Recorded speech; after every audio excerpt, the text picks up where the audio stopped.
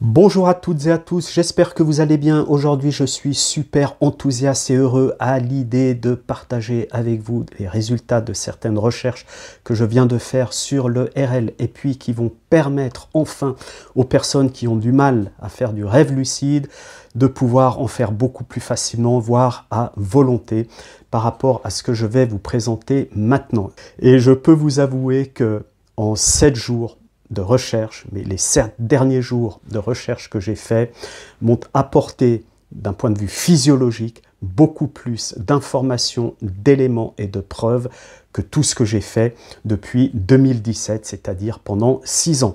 Je vous explique tout ça dans quelques secondes.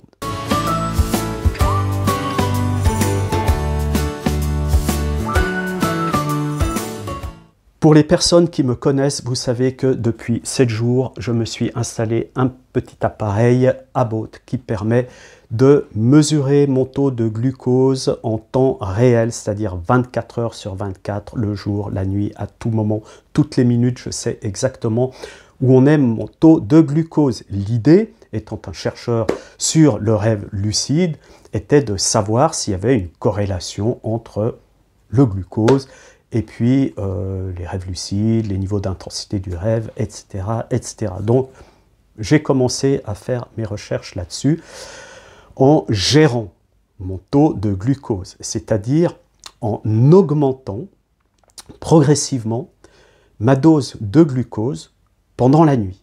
Donc, les résultats ont été ceux-ci depuis le 13 septembre, 7 jours. 4 RL, dont 2 par OBE, 2 paralysies du sommeil super intenses, dont l'autre, la deuxième, je vais vous la raconter très vite, mais elle était tellement puissante qu'elle m'a déclenché une crise de panique. Pourtant, je suis habitué. 3 FE, faux éveils, dont 1 lucide, et que je n'ai pas compté dans les 4 RL. Donc, on peut dire qu'on peut rajouter un RL, ça me fait 5 RL. Alors, comment cela est-ce possible? Je vous explique.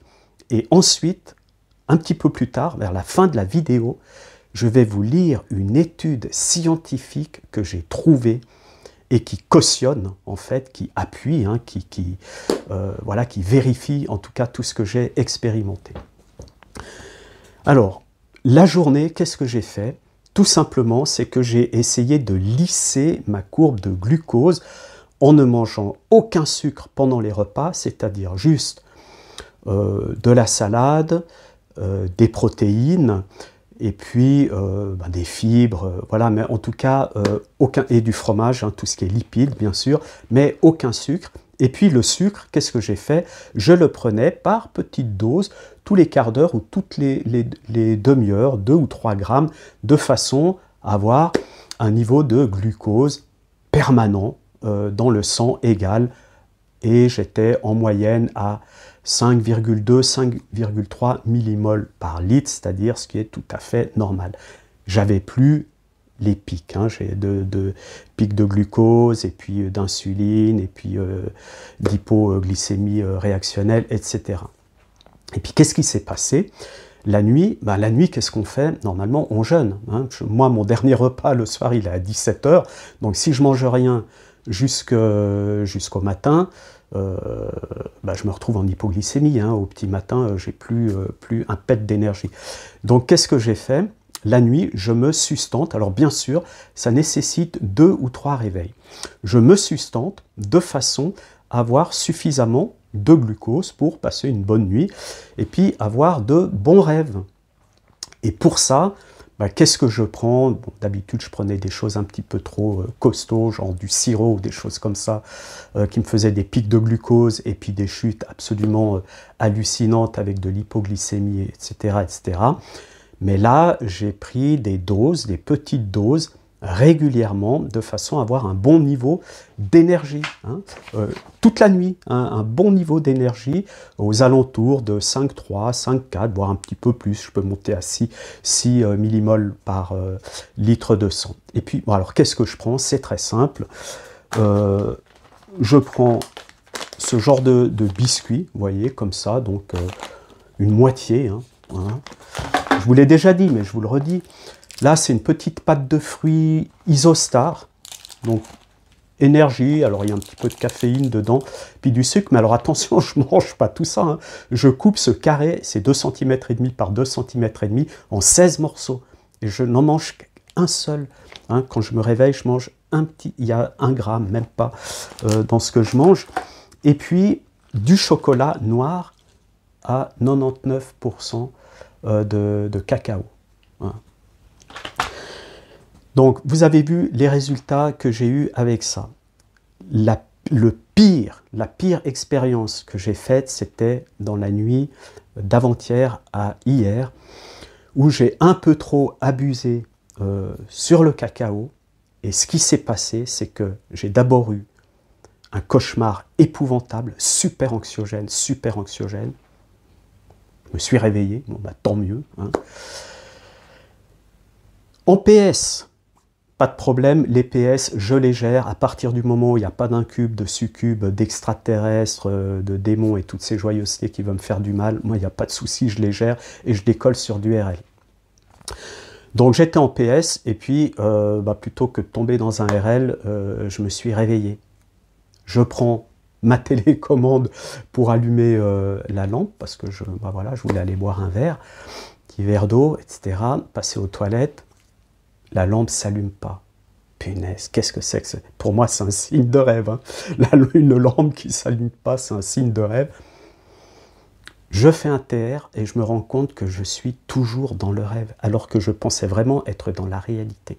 Et tout à coup, mes amis, mais tout à coup, il y a quelque chose, quelqu'un, une entité, je ne sais pas quoi, qui me prend comme ça par derrière et qui me serre, mais qui m'étouffe. Je ne pouvais plus respirer. J'ai rarement peur, hein, à ce point-là, dans mes paralysies du sommeil ou dans les rêves. Puis en plus, ça, ce n'était pas une PS, c'était un faux éveil, lucide. Je ne pouvais plus respirer. Et cette chose, elle m'a secoué comme ça, elle m'a secoué dans tous les sens. Elle voulait me faire tomber de ma mezzanine.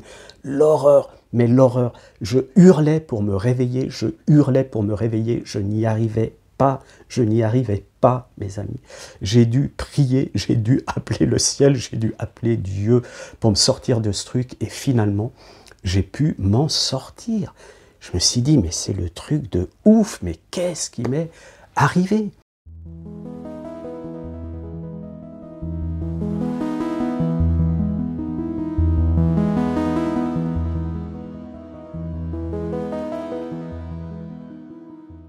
J'ai consulté donc mon smartphone pour voir où j'en étais au niveau du taux de glucose. Mon glucose avait chuté à 3,2 millimol par litre, c'est-à-dire un niveau de dangerosité, d'hypoglycémie quand même assez important.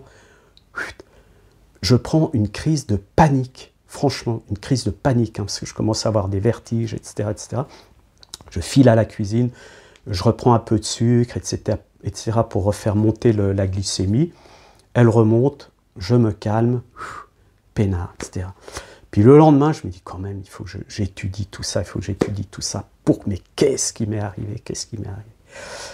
Eh bien, je me suis rendu compte que, déjà, dans le chocolat,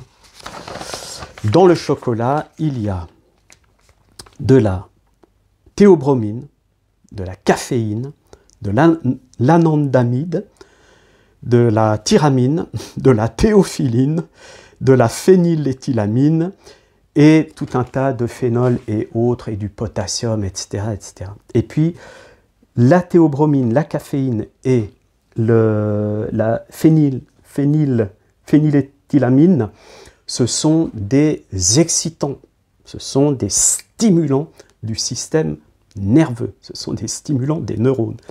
Et le sucre que j'avais pris, qui était largement en quantité suffisante, c'est ça qui m'a permis, depuis plusieurs jours, de faire des rêves d'une intensité et d'une vividité absolument incroyable. Et pourquoi je vous dis cela? Pourquoi je sais cela? C'est que je suis allé faire des recherches et je suis tombé sur le site du professeur Jouvet, Université de Lyon, donc le grand spécialiste du rêve et en particulier du sommeil paradoxal. Et maintenant, accrochez-vous bien mes amis, Je vais vous lire quelques lignes de cette étude et c'est ça maintenant qui va vous permettre de faire du rêve lucide. Vous allez voir. Alors, le rêve semble nécessiter une grande dépense énergétique, c'est-à-dire augmentation de quoi? Du glucose, couplé probablement à une augmentation de la consommation d'oxygène. Yes. L'une des fonctions du sommeil serait de préparer, écoutez bien, les conditions énergétiques nécessaires à l'irruption du rêve, c'est-à-dire ralentissement du métabolisme et construction de réserves énergétiques sous forme de glycogène qui est stocké dans les cellules nutritives des neurones, c'est-à-dire les cellules gliales. Et le glycogène, c'est quoi? C'est le glucose qui a été mis en réserve, qui a été transformé en glycogène pour pouvoir être réutilisé. Quand, et c'est là où ça devient intéressant, mais alors écoutez bien, quand et seulement quand un niveau suffisant de réserve énergétique a été atteint, alors le rêve peut survenir. Donc, qu'est-ce que ça veut dire? Ça veut dire que les personnes qui ne rêvent pas ou qui ont des rêves en pastel ou des trucs comme ça, elles sont quasi en hypoglycémie. Elles n'ont plus de glucose, elles n'ont pas d'énergie, elles ne peuvent pas avoir des rêves vivides. Zéro. Et je continue. Il apparaît donc que la conscience onirique, je dis bien la conscience onirique, ce n'est pas moi qui le dis, c'est le professeur Jouvet, dépense une quantité d'énergie plus importante que la conscience éveillée. C'est pourquoi, ouvrez grand vos oreilles, c'est pourquoi toute diminution d'énergie en deçà d'un certain seuil, là j'ai juste résumé un petit peu parce que c'était un peu compliqué ce qu'il racontait en termes médicaux, mais ça veut dire ça, toute diminution d'énergie en deçà d'un certain seuil, le glucose donc, supprime l'apparition du rêve. C'est-à-dire, pas de glucose, pas de rêve. Enfin, niveau de glucose trop bas, pas de rêve, pas de souvenir de rêve, ou alors des rêves très faibles, très faibles, très faibles. L'obligation de renouveler les réserves énergétiques au cours du sommeil à ondes lentes, c'est-à-dire quand on a un sommeil sans rêve, ondes lentes, sommeil profond, explique sans doute non exclusivement que les systèmes responsables de l'activité onirique ne peuvent fonctionner de façon périodique. C'est-à-dire, qu'est-ce qui se passe? On dort, sommeil lent profond, on fait quelques réserves de glucose et après la phase de sommeil paradoxal peut se déclencher et il peut y avoir le rêve. Et puis quand on a consommé toute cette énergie, qu'est-ce qui se passe? Clac, interrupteur off, plus de paradoxal, on retourne dans du sommeil lent pour pouvoir reconstituer de l'énergie.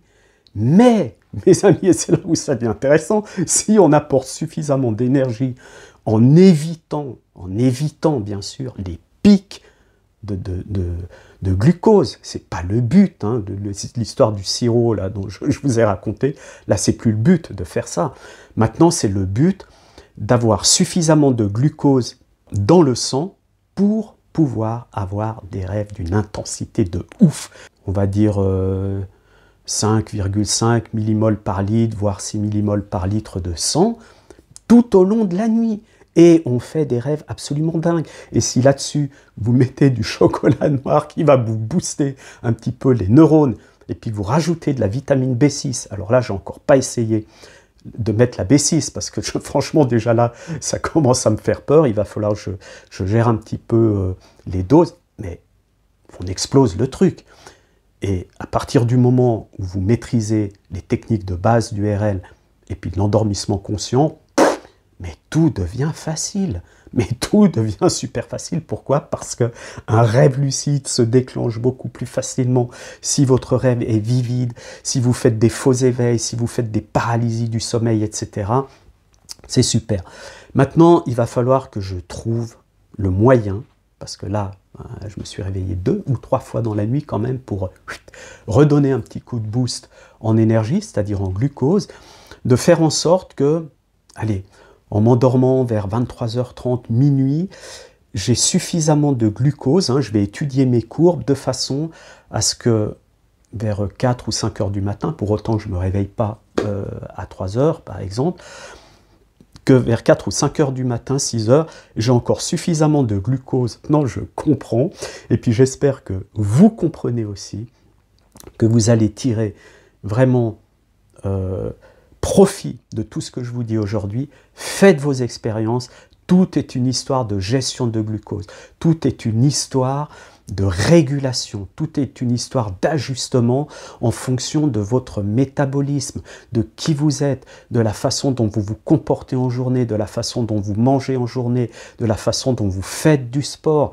L'idée étant que la nuit, c'est-à-dire au moment où vous vous endormez, vous n'ayez ni trop de glucose parce que vous allez vous retrouver dans des hypoglycémies réactionnelles, ni pas assez parce que vous n'aurez pas suffisamment d'énergie pour faire des rêves vivides et donc lucides. L'idée étant de lisser cette courbe, la lisser jusqu'à 6 heures du matin, et là vous allez faire des rêves de ouf, mais essayez, mais je vous garantis, vous serez super satisfait. Vous aurez certainement des événements qui vont vous perturber, qui vont vous foutre la trouille, parce que ce que j'ai vécu l'avant-dernière nuit, c'était l'horreur. Franchement, j'ai cru mourir.